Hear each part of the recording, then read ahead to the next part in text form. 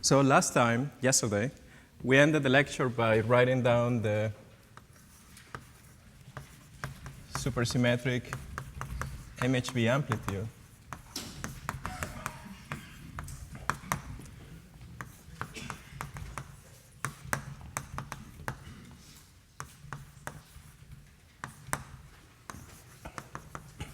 In n equals 4 super Young mills. Actually, you should say, well, no, it's not quite the amplitude. You wrote down the partial amplitude. Okay, so let me actually write it down completely. Remember, now I have to specify an order in order to define for you the partial amplitude. So let me write it down with everything that it should have.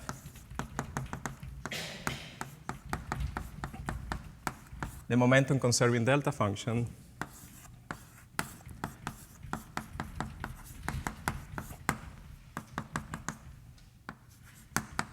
Can anyone tell me why there is an 8 here?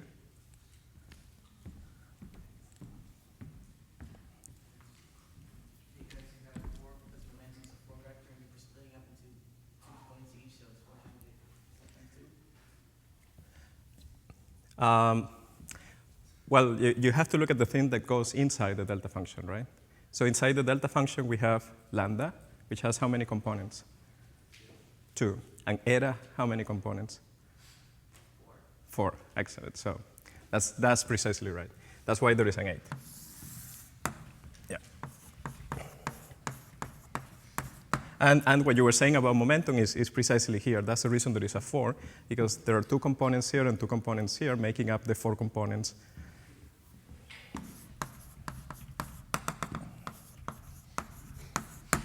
OK, so this is the object we had. Now, I remember telling a friend of mine who works in QCD about this form of the amplitude. And then the first thing he said is that, aren't you missing something in the numerator, something like to the 4th power? And then I realized that I should tell you how to connect this to an actual answer in QCD so that the same thing doesn't happen to you. And the way to do it is the following. So this, as we discussed, is a full superamplitude.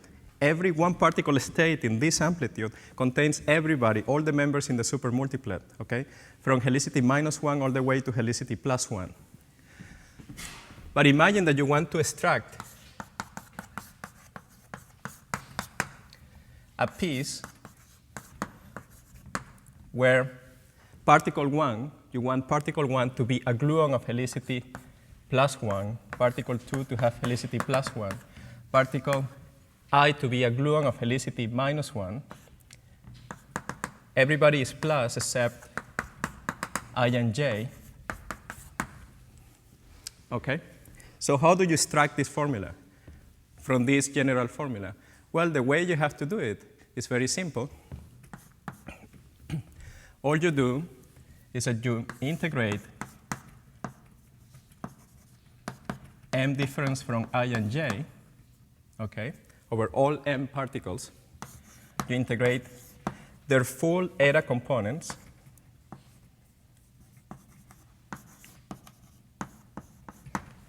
Okay, you might complain and say, well, aren't these guys Grassmann?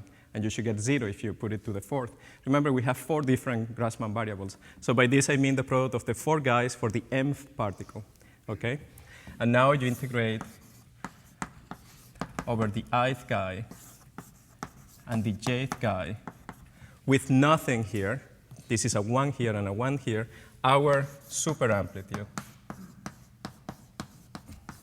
Okay? What do we gain with this? Well, if you see here, this part of the integration will tell you that from the amplitude, you have to set all these etas to 0, and you have to pick up all the pieces that contain eta I and eta j in the amplitude, and make up something that will eat up the Grassmann measure here in order to get something non-zero. Okay? So an exercise for you is the following. Set all these etas to 0, okay? Leave only these 2 guys there, and perform and use a delta function to carry out this integration. And then you will find that, okay, this doesn't change.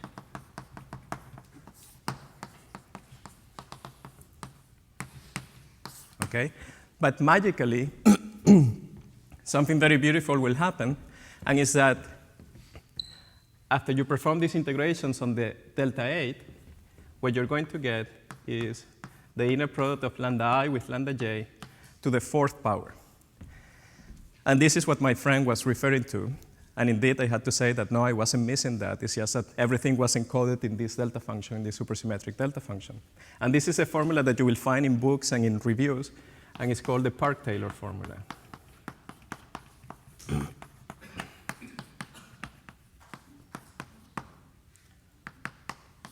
Okay.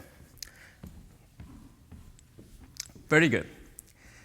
Now, of course, the reason I started the conversation with this formula is that I wanted to show my friend something very interesting that happens when you interpret the data that you have for the scattering amplitude in a slightly different way. So I said, well, you know, for each particle,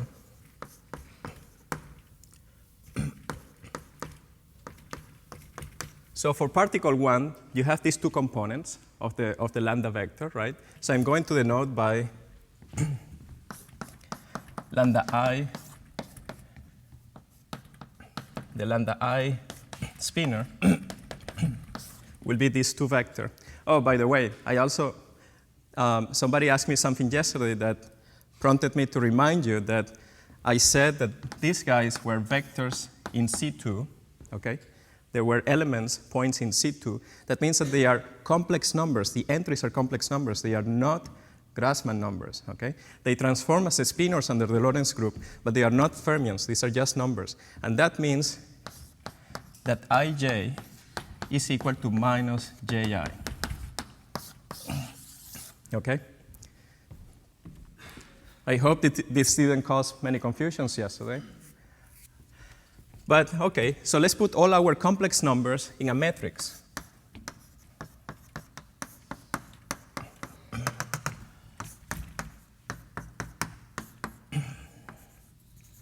Sorry. OK, this is a 2 by n matrix.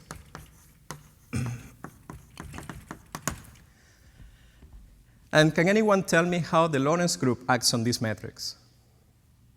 First of all, what would be the Lorentz group?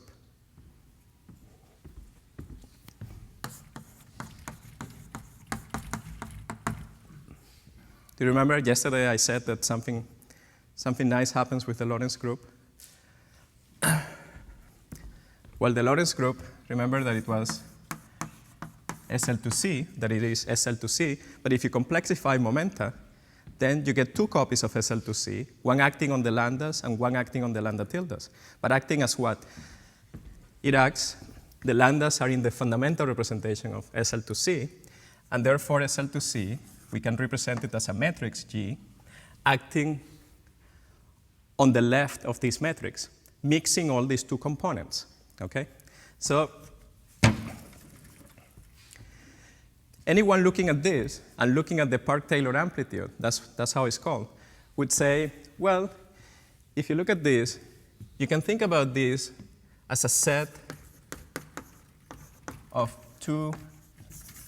n two vectors, okay? So these are a set of n two vectors. That's the way we think about it, okay? But now I would like to propose a very deep duality, okay? The very deep duality is that you can think about a set of n2 vectors as a set of two n vectors, right? So here is the duality.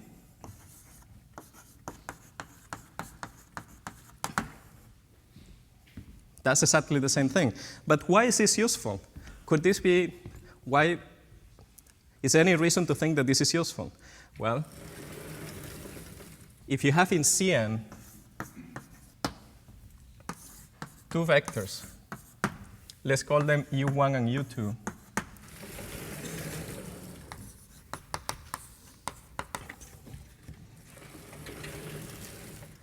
They span a plane, right? So you get a plane in Cn. It's a two-plane, right? It's spanned by two vectors. Now, if you apply a transformation SL to C on these two vectors that mixes the two vectors, do you change the plane or not?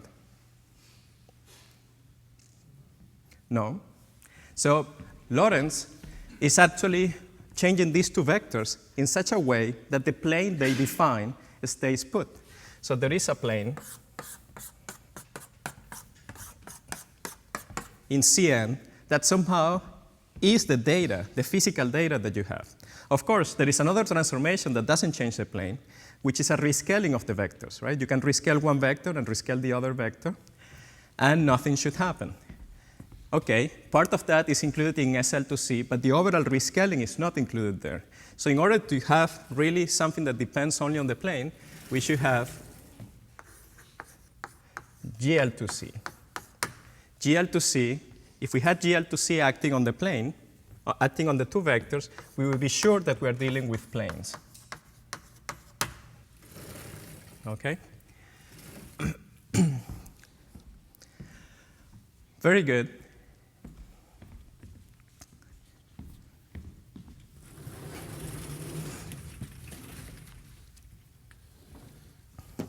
Now, imagine for a moment that we don't care very much about the overall rescaling. In fact, if you perform an overall rescaling on the lambdas, what happens to that function? On every lambda, remember, we are making an overall rescaling on the vectors u1 and u2. Well, one amplitude just picks up an overall factor. Okay? And mathematicians are not very bothered by that overall factor. So they would say, well, still this function is well defined on where? On the space of two planes in Cn. Okay? They would say that this is somehow a function that has some homogeneous transformation in the space of two planes in Cn. Does anybody know how is this called? How is this space called? It has a name. It's called the Grassmannian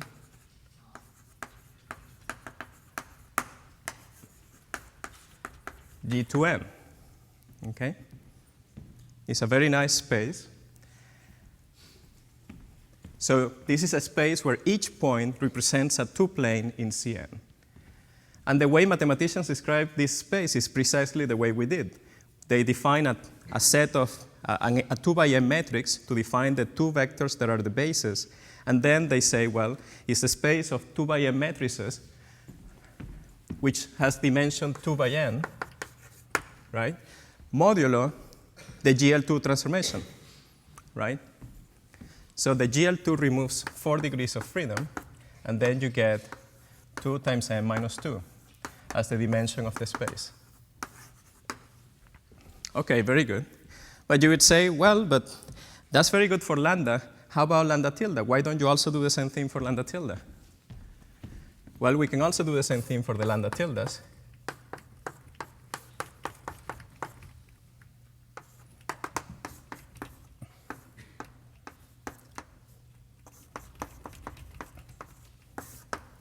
And let's call these vectors v1 and v2. Now, again, this represents a point in this Grassmannian. Or in Cn, it represents another two-plane. Can anyone tell me what momentum conservation means in terms of these two planes? Just look at the regular momentum conservation, not the super version. Just momentum conservation. What is that telling us about the two-plane span by v1 and v2 and the two-plane span by u1 and u2? Yeah, that they are orthogonal to each other. So momentum conservation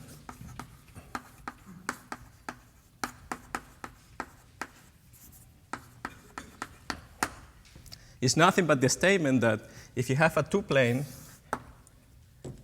now you see I need at least 4 dimensions, so I'm going to be in trouble drawing this, right? But, well, the way to do it is to imagine that this line is actually the two planes spanned by u1 and u2, okay, which I'm going to call the lambda plane. And we get something that satisfies this momentum conservation whenever the lambda tilde plane is orthogonal to this one in Cn. OK, very good. So now you say, well, there is this Grassmannian there sitting there doing interesting things. Now, in fact, if we want to even be fancier, we could even introduce the delta function, the supersymmetric one, and say, well, why don't we put this guy together with a supersymmetric components here. So this is 1, 1, all the way to 4. Okay? And introduce another plane. But this will be a fermionic, a Grassmannian, sorry. This will be a fermionic plane, okay, which we have 4 m vectors. And we will have to span Cn to be Cn/4, because now we will have 4 super directions.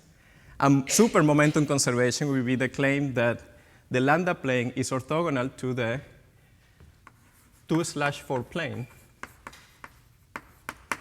spanned by V1, V2, and these gammas. So that's if you want to be fancy, but I'm not sure that,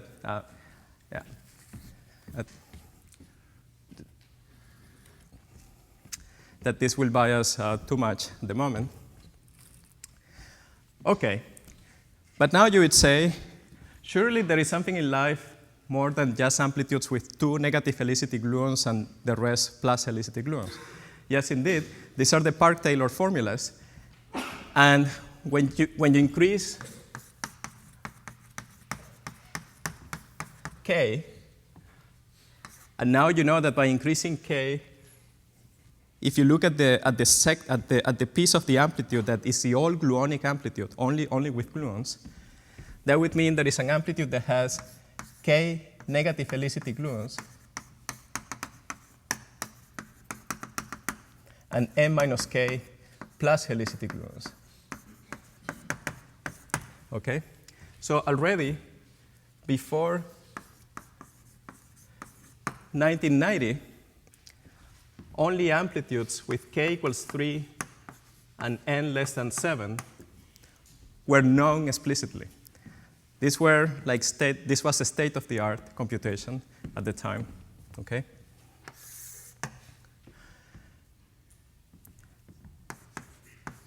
Around 92, a reasonably looking formula was obtained for any n for k equals 3.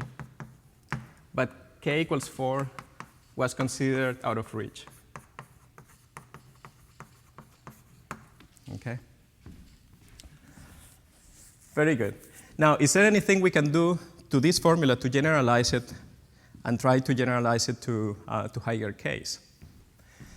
Well, in order to do that, we have to take very seriously the Grassmannian and think about writing this object, this function, as something that lives as an integral over the space of 2 planes in Cn. So that's the key.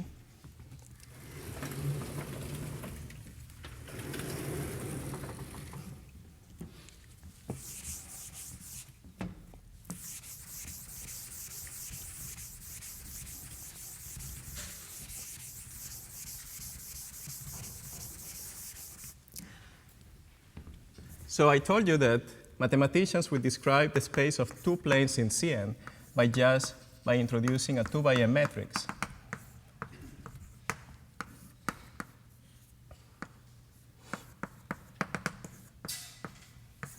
Modulo GL to C. Okay? Well, we want to find an integral over this space that will give rise to this formula. Well, let's see if we can succeed. We want to integrate over the space over the Grassmannian. So let me introduce a notation here. Alpha will be 1, 2, and I will be the particle index from 1 to n. Okay? Now, in order to encode all the information that the Park-Taylor amplitude contains, a nice way to do it is by saying, well, let these 2 planes, let's integrate over the whole space of 2 planes, asking that these 2 planes will do something special, will contain the lambda plane, Well, that sounds a little bit lame, right? A little bit stupid, because if we impose that the two plane contains a lambda plane, which is also two plane, the two planes are identified with each other. Sure, that's true. But this will allow us to write something that actually lives in G2n, not that is a function that rescales nicely under G2n, under the GL2C. So let's actually proceed and try to see what we get. Okay? Now, this plane, in order to give us the momentum-conserving delta function, should also be orthogonal to the lambda tilde plane, right? So let's impose that condition first. So how do we impose that it's orthogonal to the lambda tilde plane? Well, we put a delta function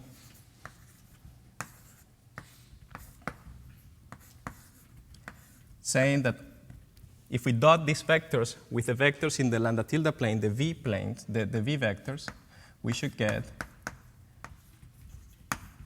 0. So this delta function imposes that condition. Now, can anyone tell me why there is a 2 here? Because? Yeah, because the lambda is really two-dimensional, right? So I'm encoding the two components of lambda into one delta function. That's why there is a 2. I could also have written each one of them independently, but I chose to do it like this because it makes the SL2C manifest, right? Now, let's impose the condition that the C plane contains the lambda plane. Well, in order for that to be true, it must be that if we take a linear combination of any vector here, so if we take a linear, what we need is that one of the two vectors here is actually a linear combination of these two vectors here. And the same linear combination must go through for all the rest, okay? So what we need is the following. We need this guy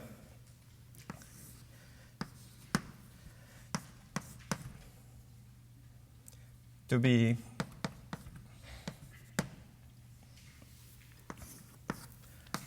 some linear combination. Sorry.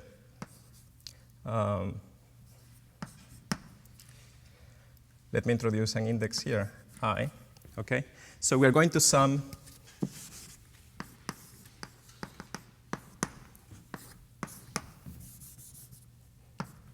this is what we need. Some linear combination of the ith component here of the two of these two numbers, some linear combination of that, okay, that's parameterized by rho, must be equal to the first component of the ith column in that matrix. And the same thing must be true for the other one.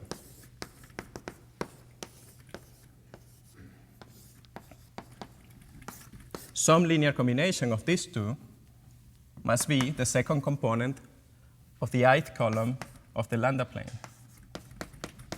Okay? Is that clear to everyone? Okay? That would be the statement that the C plane contains the lambda plane. Very good. So how do we impose that as a constraint here? Well, we don't really care about which linear combination it is, so we can integrate over all the possible linear combinations. So let's integrate over all the possible linear combinations.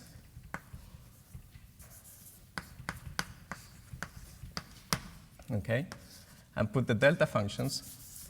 How many of them? We need I of them, because we need that to happen for every component with the same linear combination.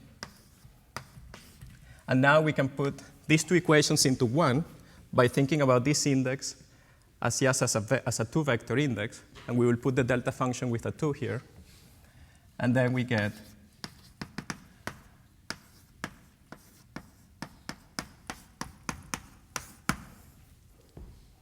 okay? Very good. But I also told you that we needed this C plane to be orthogonal to this super 4 plane, right? So the way we can impose it is exactly the same way we did with this one. We can put the delta function here for this time, C alpha I, eta I, tilde. Okay. Now this formula as delta functions imposes all the constraints we need to have the super momentum conservation valid.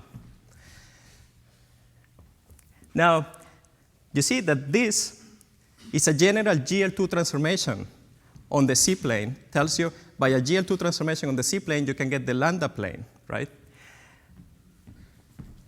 Now, these objects here, these 1, 2, 2, 3, and so on, what are they in terms of the lambda metrics? Are they something nice in terms of the lambda metrics?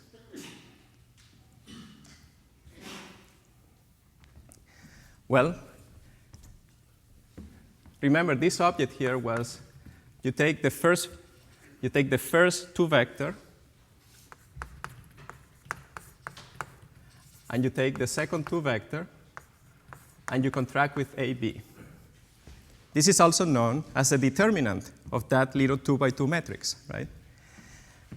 But the determinant of that little 2 by 2 matrix is actually invariant under SL2 transformations. That was the Lorentz group, and that was invariance under the Lorentz group.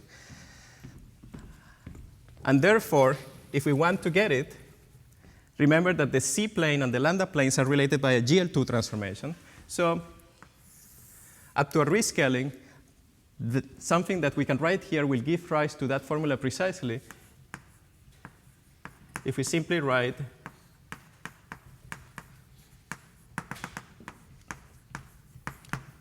this here. Okay? Are those supposed to be angle brackets, or what are the... Excellent question, yes. So remember that now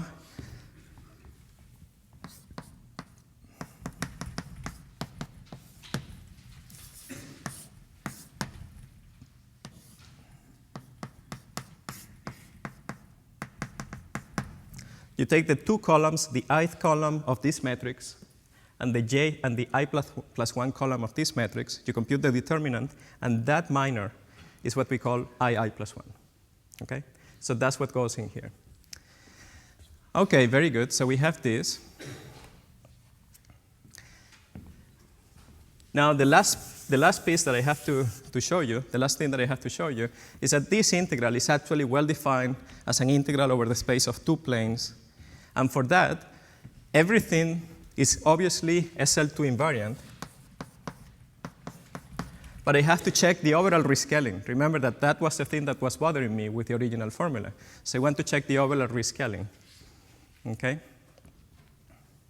Well, if we rescale C, every component of C, by some factor t, what happens? The measure picks up a factor t to the 2n here, right? The minors, each minor transforms as t squared, so we get t to the 2n in the denominator. That's very nice. Okay, that cancels. What do we get from here? We get, from each delta function, we get t to the minus 2, but we get two of those, so we get this square. From here, we get t to the 4th, right? This is a fermionic delta function. We have two of those. And if we rescale t, we can undo that. If we rescale c, we can undo that by rescaling rho, by sending rho to t inverse. Okay? That does nothing to this, but will give us something from here. And what do we get from here?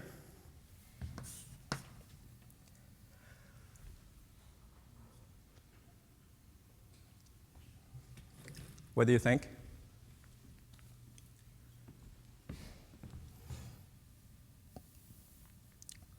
What is rho? It's a 2 by 2 matrix, right? Excellent, yeah. Well, not quite 4. Oh, yeah, I know what you mean. Yeah, yeah. This the rescaling of rho to the 4th power. Well, that's great. That works out. Okay, so we have succeeded in writing a formula that is completely GL2 invariant, not only SL2 invariant as the original amplitude. Of course, if we have GL2 invariance as an integral, this is not quite well defined, and we have to divide by the volume of GL2.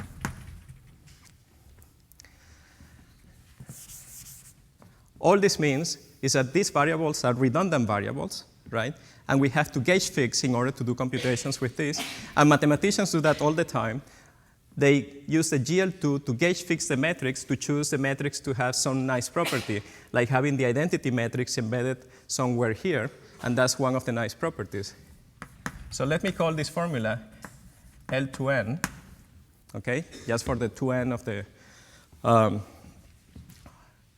the Grassmannian, where it lives on. Well, I encourage you to sit down, gauge fix the integral, use the GL2 invariance to say, put this 1, 0, 0, 1. Of course, this is not an integral, because the delta functions will lock everything. We know that we cannot integrate over, there is no degree of freedom in integrating over a 2-plane that contains another fixed 2-plane. There is nothing there, right? So this integral is just a Jacobian. There is not really an integral to be done. It's just a Jacobian. And once you do it, you will find that this is identical to that object we wrote down there. Okay? Very good. So you would say this is just like yesterday. We spent almost a whole lecture building an amplitude that was 0, which was a 3-point amplitude. But I think it paid off in the end. Now we spend half of the lecture writing down this formula, which does nothing to us but giving us this amplitude back in a complicated way. But the reason I wanted to do this is that now it suggests a very nice generalization. It suggests that if you want to go to higher k's, remember that k was 2 here, and there is a 2 all over the place here. Except here, this 2 is not really important. Well, no, even these 2 will be important, yeah. Now, if you want to go to higher k's, perhaps all you have to do is to change 2 by k. Well, let's try and see what happens.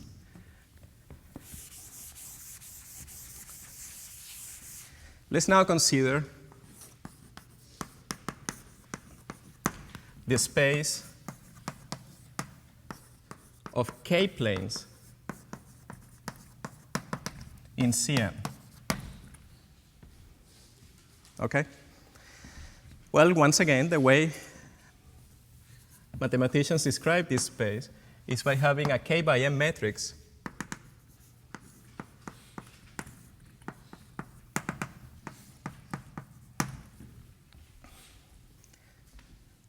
right? Now you have the action of GL KC. Okay?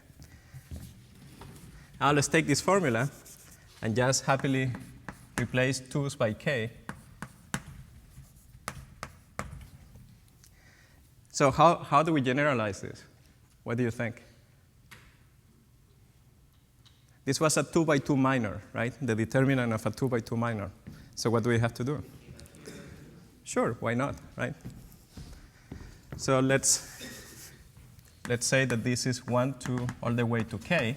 We take the first k columns and compute its determinant. Okay? Next, 2, 3, all the way to k plus 1, and compute its determinant, all the way to n1 k minus 1. Very good. So these two also look suspicious. So let's change it to k. Now we know that these two was really related to the lambda plane, to the lambda tilde plane. And the lambda tilde plane is still the physical data. So we shouldn't change that too. This 4 was related to the super 4 plane that we had, which is also physical data. So we shouldn't change it. Okay? And this alpha runs from 1 to 2. And remember, this was telling us that some linear combination of these vectors happens to be equal to the 2 lambda vectors. Now we need a linear combination of the k vectors will be equal to the vectors spanning the lambda plane. So we also have to change these to k. Okay? Now an exercise for you. Show that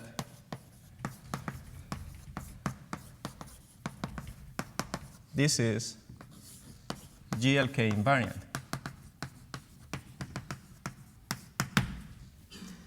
Okay?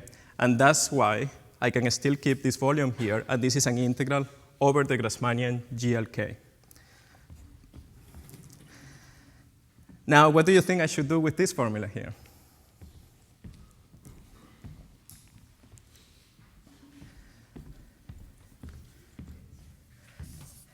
Well, it's tempting to say that this would be true,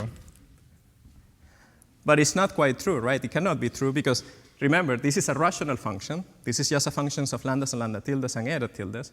But now we're integrating over the space of k-planes that contain a two-plane, a very small two-plane sitting there, okay?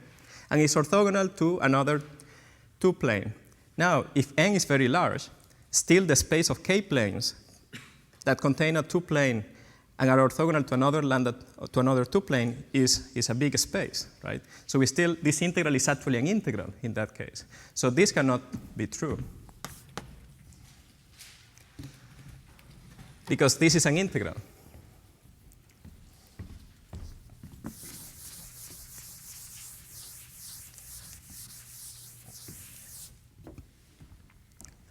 Well, but this is an integral over how many variables? Well, this is another exercise for you. Show that using all the delta functions,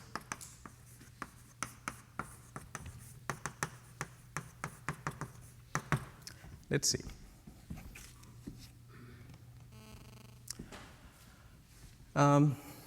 Yeah, maybe we should do it.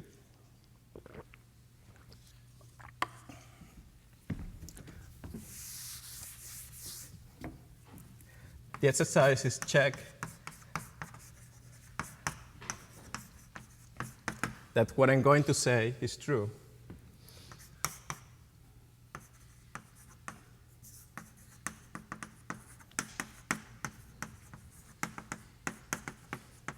Okay? So let's try to count the number of degrees of freedom that we still have after imposing all the delta functions. Well, let's see if it works. So we have k by m entries in the metric C that we're integrating over. We have to subtract GLK. GLK removes k squared degrees of freedom. Okay? So we are really integrating over this space. But there are some delta functions in the game. How many delta functions? We have these delta functions constrained in the C's, and we have that removes 2k. Okay. These delta functions, well, we all know these are not really delta functions, right? This is just a polynomial in the eras, right? The fermionic delta functions are just a polynomial. So this is not really imposing any constraints on C. How about these delta functions? So how many of them we have? We have n, 2n of them.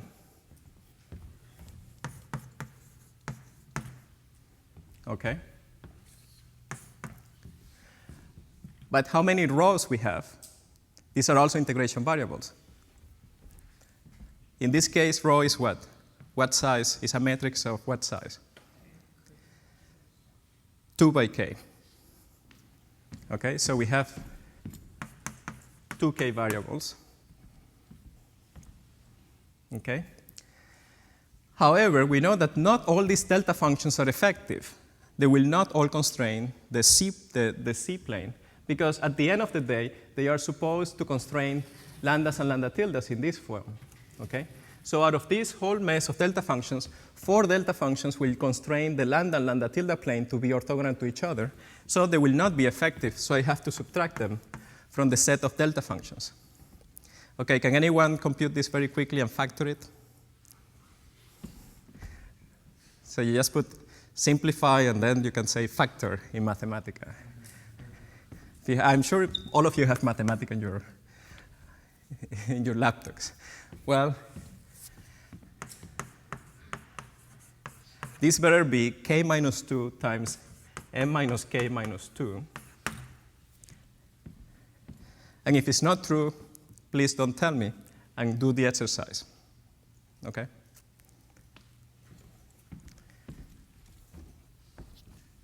So this is the number of variables we have to integrate over. This is truly the number of integration variables we have here. Now, for k equals 2, this is 0, and that's why we didn't have to do any integrations. But let's consider the case k equals 3.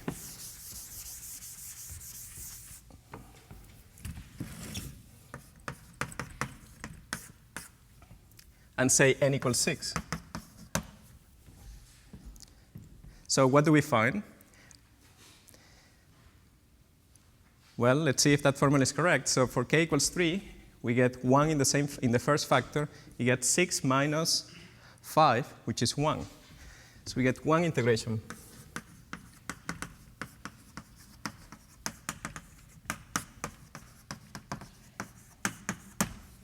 OK, very good.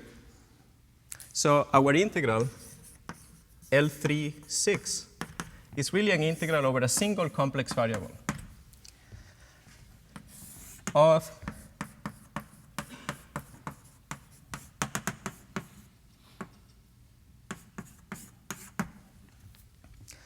a bunch of polynomials in the denominator. How many of them? 6 of them that are coming from the minors. The delta functions, after all the dust settles, the delta functions will come out and just produce the 2 delta functions we know must be there in any amplitude, right? So this thing will be multiplied by the delta functions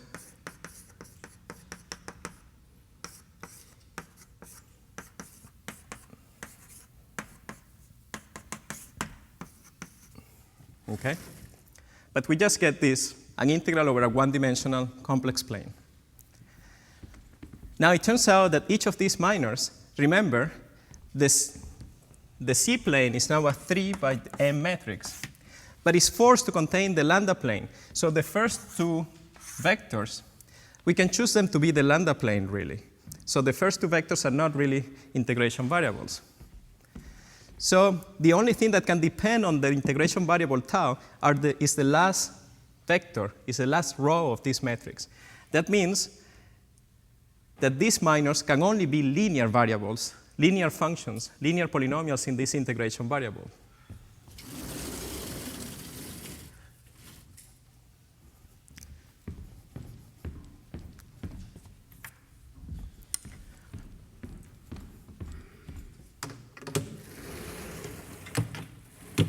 Okay. Very good. So we get that each of these minors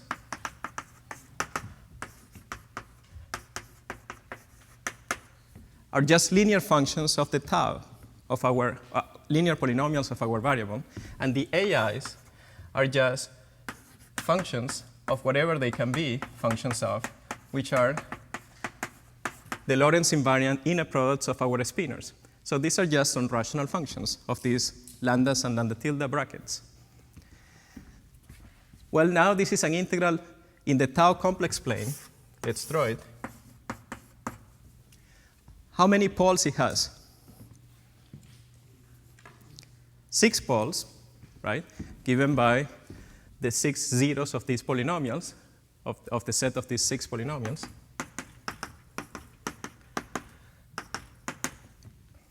Okay, let's denote them by 1, 2, 3, 2, 3, 4,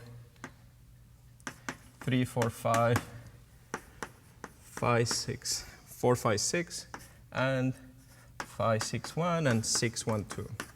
Okay? Let's say these are the zeros where these minors vanish.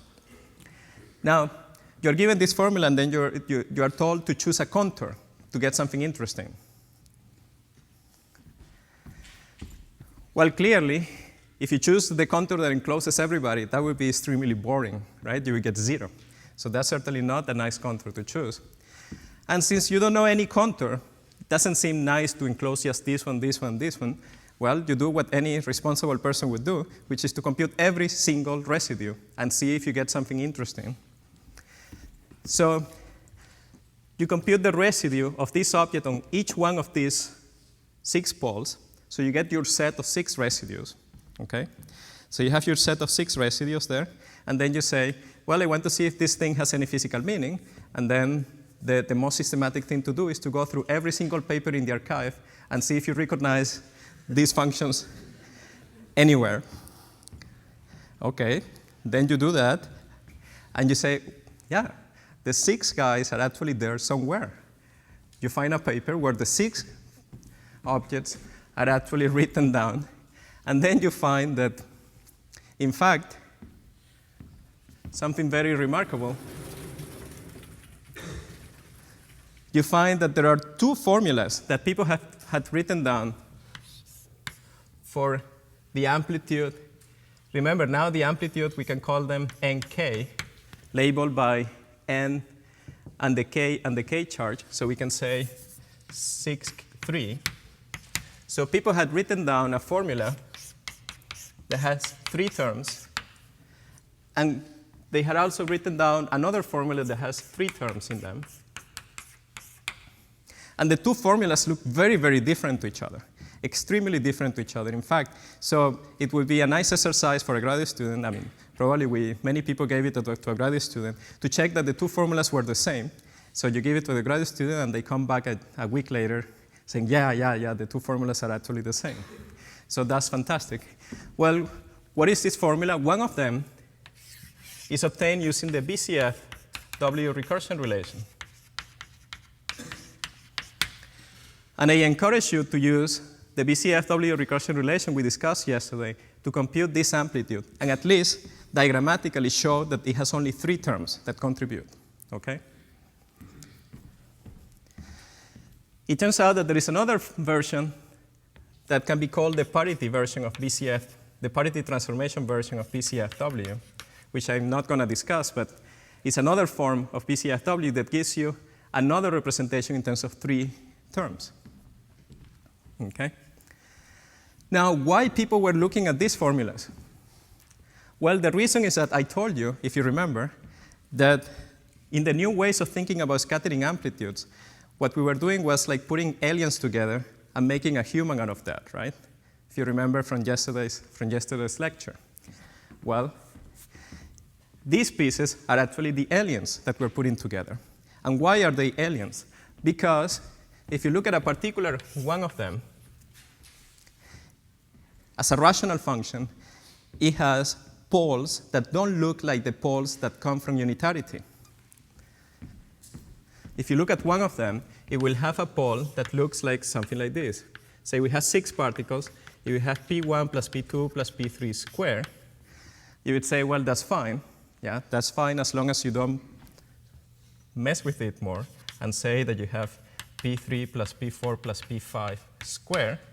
You would say, well, that one is still fine. What are you talking about? Well, that's fine unless you subtract something from it and say something like P2 plus P3 squared. And, well, actually, to remember, I have to draw a picture. Just draw a picture quickly and see. So we have this one, and then we actually have 2, 3, 4, and we have 2, 3, and 5, 6.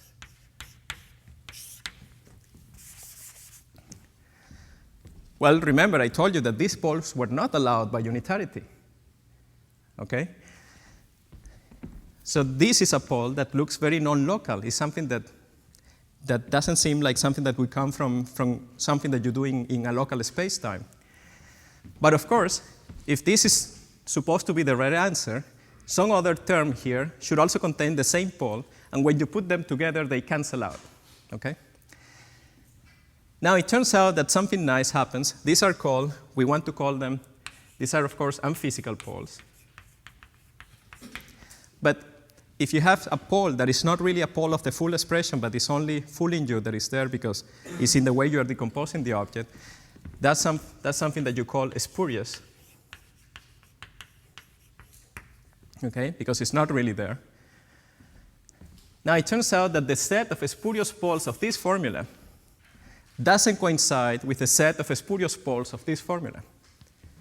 So if you could only prove that these 2 formulas agree with each other, then you will have a proof that the answer is physical. It's free of unphysical poles. In other words, all these weird poles or these alien poles would be spurious. Well, the surprise is the following. This term is precisely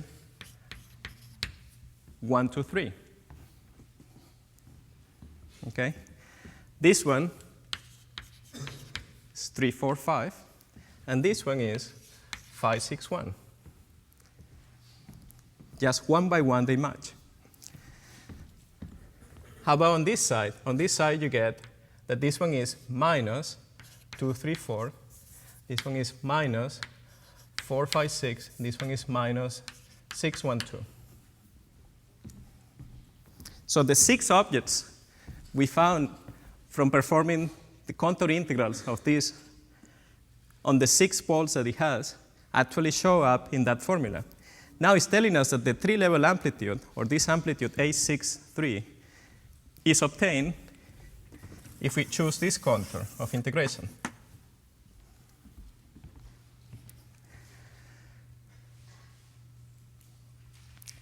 Now you see that if our graduate student had known that this formula comes from this contour integral, they didn't have to go for a week to check that these two formulas agree by analytically using shouting identities all the time and showing that these two formulas agree. They could have gone just 30 seconds later and said, what are you talking about? Of course the two formulas are the same. All you have to evaluate this is in one way, shrinking the contour and picking up these three poles, or deforming the contour in another way on the outside and picking up these 3 poles. That shows that the two formulas are equal. Okay? So the conclusion we have from there is that not only ln and k seem to have the information of the physical amplitudes, but also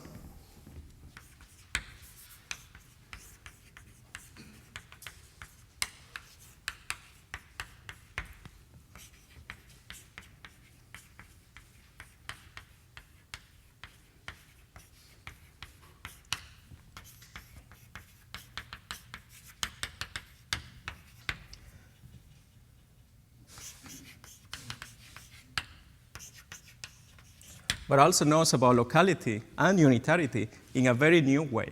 Okay? It's encoding this information in a completely different way. This is somehow a topological property that we can deform this contour from one side to the other. And that is the thing that is ensuring that you have unitarity and locality in space-time. Okay, very good. Then what's the next step? Well, the next step, you say, well, I succeeded. Let's go to 7 particles and k equals 3. Well, you do 7 particles and k equals 3. Now, what happens there?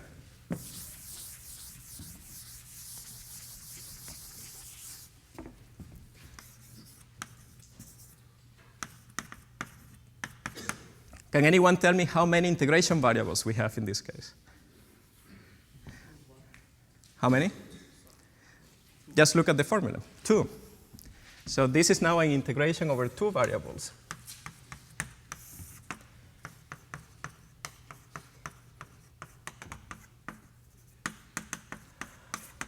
Once again, each polynomial is linear in the 2 variables.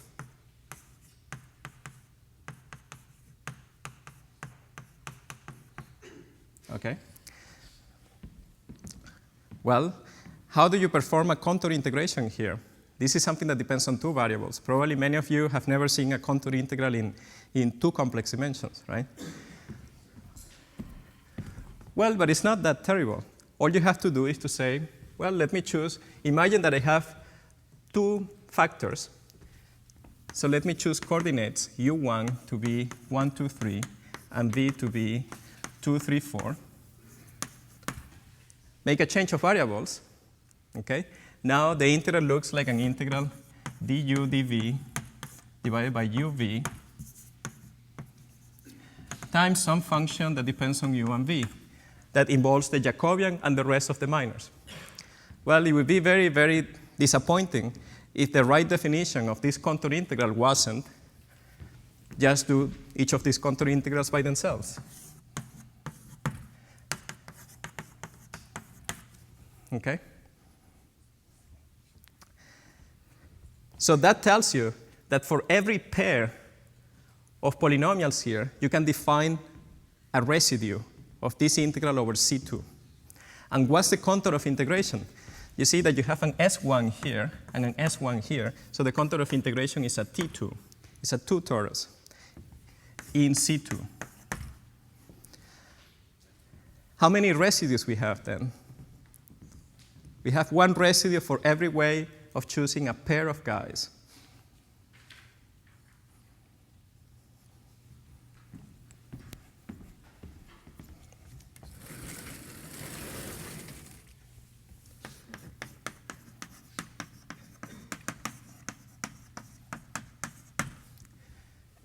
The number of residues is? Excellent, 21. Okay, now you do again the same systematic trick of computing all 21 residues, go through every paper in the literature and try to find them there. And it works. Then you find a paper by people who have been doing scattering amplitudes for many, many years. And in 2004, they computed something remarkable. At the time, it was a state of the art. It was, in fact, a one loop amplitude for 7 particles and k equals 3. Okay? So you would say, no, there is no way there is anything related to one loop amplitude. You were always talking about these rational functions, and these are rational functions, so how can they be related to one loop physics? Well, it turns out that this one loop amplitude in n equals 4 super-Young mills can be expanded in terms of some basic integrals. Okay? And the number of basic integrals that you have is all possible ways of splitting seven cyclically symmetric. I mean, you draw on a circle 7 points, and you find all possible ways of splitting this into 4, which are non-empty. How many are there? Quickly. What do you think?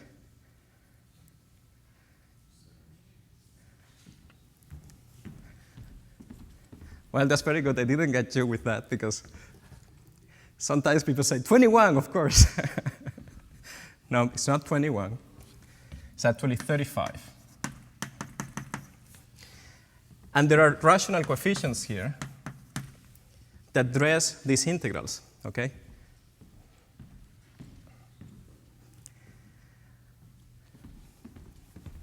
These BIs are rational functions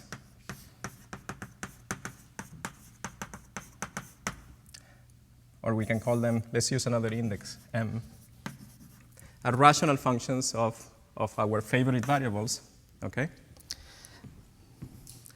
Very good. So you would say, well, how come that you're talking about this? Well, the reason is that our friends in that paper, they expressed these 35 objects, quite surprisingly, in terms of 21 objects they found natural.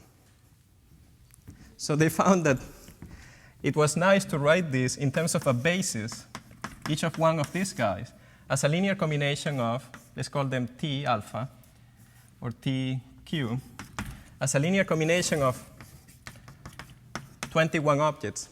Now you can guess why I'm telling you this, because these 21 objects happen to be one-to-one the 21 residues you compute from this integral. Okay? Well, needless to say, we are very excited by that. I mean, just this systematic technique of going through every paper in the archive had worked perfectly twice. Okay? And, well, we were thinking that perhaps this object knew about 3-level physics from the 6-particle amplitude. From here, we were learning that it knew about one-loop physics. Well, we started to get ambitious, and we started to think that perhaps this object knew about all-loop physics, information about all-loop physics. And indeed, that's what we now know, that this object knows about all-loop physics. Its residues compute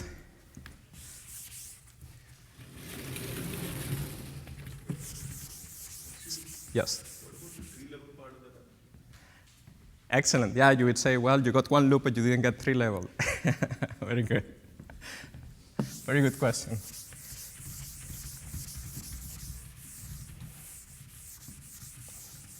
Yeah. It turns out that one loop amplitudes in n equals 4 super YAMLs have infrared divergences. Yeah, okay, it's a conformal field theory. Really, you cannot isolate wave packets and packages and say that you can scatter free particles that are come and interact. So all that is encoded in the fact that the one loop amplitudes or higher loop amplitudes contain infrared divergences. But it's also telling you that the infrared divergences are related to physical processes. And it turns out that at one loop, they are controlled by the tree-level amplitude. So all the infrared divergences of this one loop object are supposed to be controlled by the tree-level amplitude. These integrals have infrared divergences, which in dimensional regularization go like 1 over epsilon squared in 4 minus 2 epsilon dimensions. Now, if you collect all the coefficients of 1 over epsilon squares in these integrals, okay, and you collect the pieces that come together with a log of pi plus 1 square, okay, you collect every piece in this expansion that has exactly, so more precisely, there is a piece that is 1 over epsilon squared plus this. If you collect all the pieces that look like this, they must be proportional to the tree-level amplitude, okay? And therefore, it tells you that the tree-level amplitude, what we have been calling A7, now we can call it 3, or the rational function approximation, as I was calling it yesterday, must be equal to some linear combination of these 35 objects.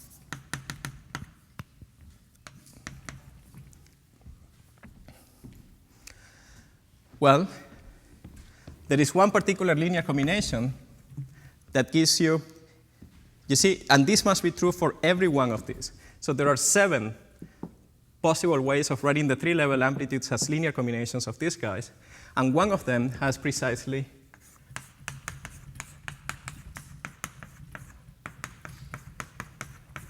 six terms. Okay.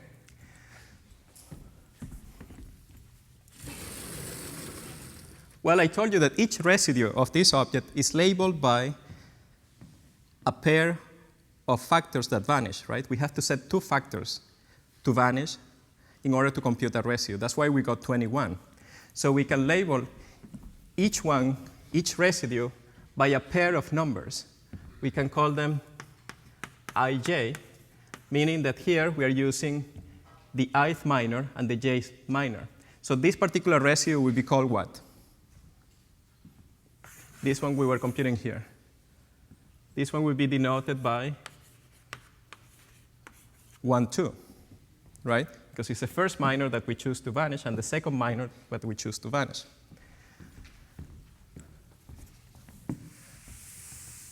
Well, I can tell you that one way this works is the following. You have 1, 2 plus 1, 4 that's 1, 6 plus 3, 4 plus 3, 6 plus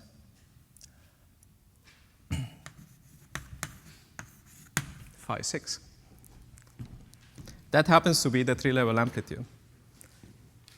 6 residues, you add them up, and that's the tree-level amplitude. Now, yeah, I was going to say something else. Maybe we can postpone that topic after lunch. But let's conclude the lecture now, or the last topic that we can discuss now, since you were interested in that. The log piece, where does the log piece come from? The log entry?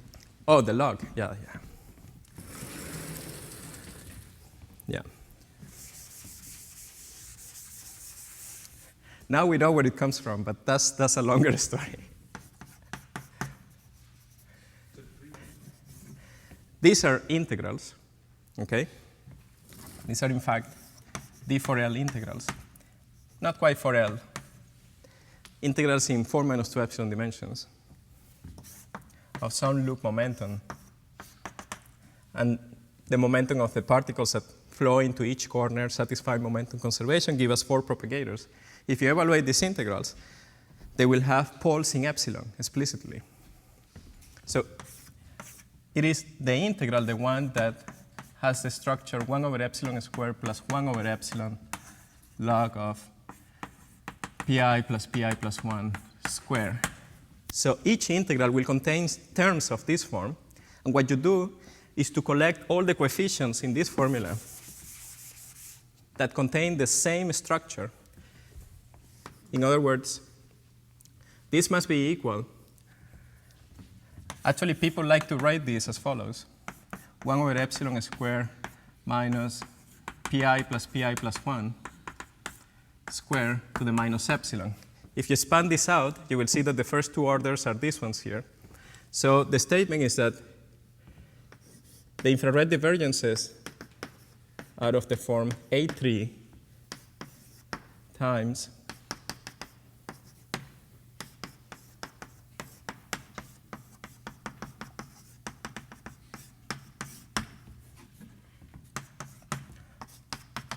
plus something else. So if you collect each piece that looks like this, it will be something times these coefficients, and whatever it is, that linear combination must agree with A3, okay? That's why it's a connection between a rational function and the sum of rational functions, okay? And one such equation gives you this connection. Okay, very good. Now, once again, these objects will all have unphysical poles, but they all become spurious in the sum. So that's very good. Now, you might wonder, well, can we actually write down a formula for all n in the k equals 3 sector? Well, in fact, there is one such formula. So in order to motivate it a little bit, let's remember that in this notation, the 6 particle 1 was given by 1, 3, and 5. The 7 particle is given by this. Now, there is a closed formula for AN, and the shortest way to write it down is by defining the following. You say that you have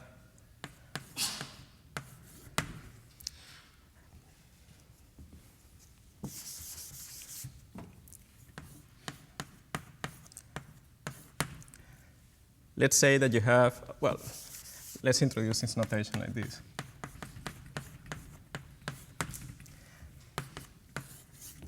This is a definition. This is equal to the residue ij if I is smaller than j and is 0 otherwise.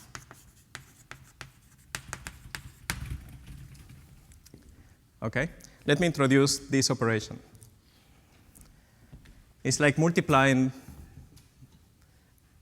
It's like roughly multiplying minors together and saying that you can define a residue if this happens and is 0 otherwise. I mean, it's just a mnemonic.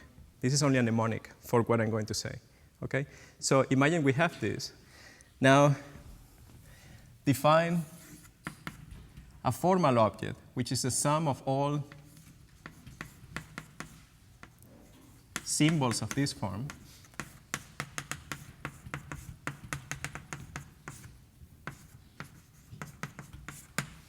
Okay? This O stands for odd, and write one for the even ones.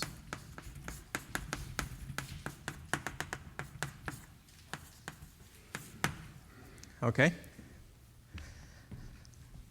And now I can write down for you the general formula for ANK, AN3, 3 level, is equal to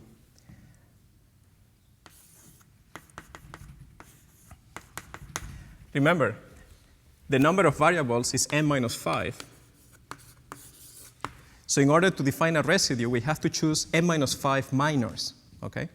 For n equals 6, we have to choose 1 minor. For n equals 7, we have to choose 2, and so on. For n equals 8, we have to choose 3. So every term in the expansion must be a set of 3 numbers, okay, for n equals 8, and a set of n minus 5 numbers for n equals n, for a general n.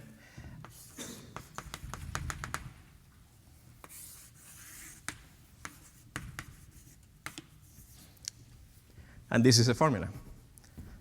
You multiply odd, even, odd, n minus 5 times with this operation.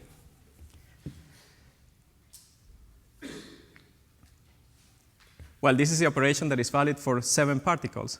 Now, in general, if you have a set, okay, so I have to define what it means by what I mean by the general, in the general case. So in the general case, if you have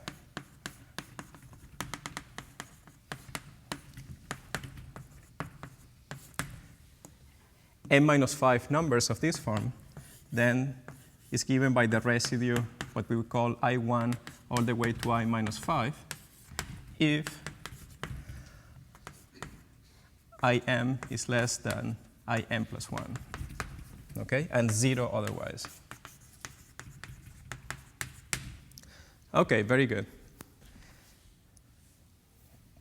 So what I was going to say, and I'm going to finish with that, is that now we understand that this Grassmannian, this integral over the Grassmannian, not only contains all 3-level information, as I just told you, at least, it's now well understood. First of all the 3-level information for any k is by now well understood. But more importantly, it's understood that each of these pieces that you see, each of these residues, are actually very special objects. They are objects that are invariant under an infinite dimensional algebra, which is called a Yang-Yang. And we now understand that this Yang-Yang is controlling many of the properties of these objects, and that residue theorems, like the one we saw relating the 2 forms of the 6-particle amplitude, are, in fact, the way to generate all possible relations of these invariants in this infinite dimensional algebra. And that's what we're going to discuss in the session after lunch. Okay? Thank you.